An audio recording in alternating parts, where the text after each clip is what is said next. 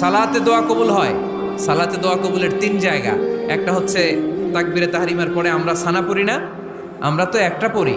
আল্লাহর হাবিব সুন্নাহ এবং নফল নামাজে আরো পড়তেন সানা, ওই দোয়া কবুল হয়। 2 নম্বর জায়গা সালাতে সেজদায় পড়ে দোয়া করলে কবুল হয়।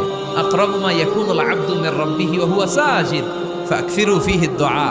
বান্দা যখন সেজদায় লুটিয়ে পড়ে, বান্দা আল্লাহর সবচেয়ে কাছে চলে যায়। কিন্তু বিশ্বনবী বলে, সেজদাটা তোমার রবের কুদরতি পায়ের উপরে পড়েছে। সেজদায় পড়ে দোয়া করেন। সালাম ফিরানোর আগে বিশ্বনবী দোয়া করতেন, লা ইউসাল্লিমান্না আহাদুকুম হাত্তা ইয়াতাআওয়াযা মিন আরবা'a।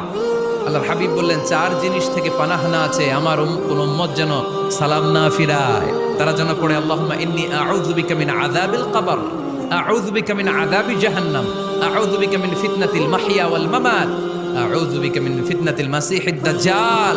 আল্লাহ কবরের আযাব থেকে বাঁচাও, আল্লাহ জাহান্নামের আগুন থেকে বাঁচাও, আল্লাহ জীবন